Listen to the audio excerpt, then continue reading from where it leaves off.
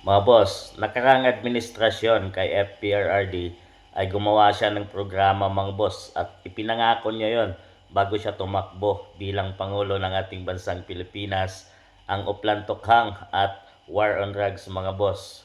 Pero ngayon, sa bagong Pilipinas ni PBBM, may isang pari mga boss.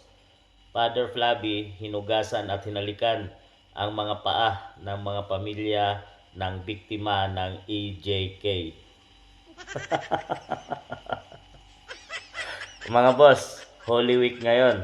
Dapat talaga tayong igalang natin ang linggong ito dahil ito yung pagdurusa ng ating Panginoong Hesus para isalba ang ang buong tao sa mundo mga boss no. Pero ito may pinipili at talagang isinasamba niya yung mga nasaktan, nasawi at yung pamilya ng EJK mga boss. Tinuturing nilang bayani. Ginawan pa nila ng museum dyan sa may Senado.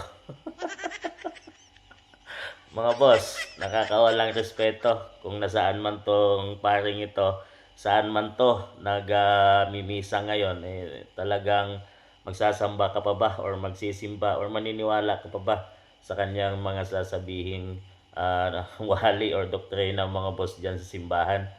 So kayo nang umusga dito mga boss dahil bagong Pilipinas na ito yung paring isinasamba yung mga lumalaban at talagang biktima ng mga pinagbabawal na gamot noon sa panahon ni FPRRD. So kayo nang humusga dito mga boss.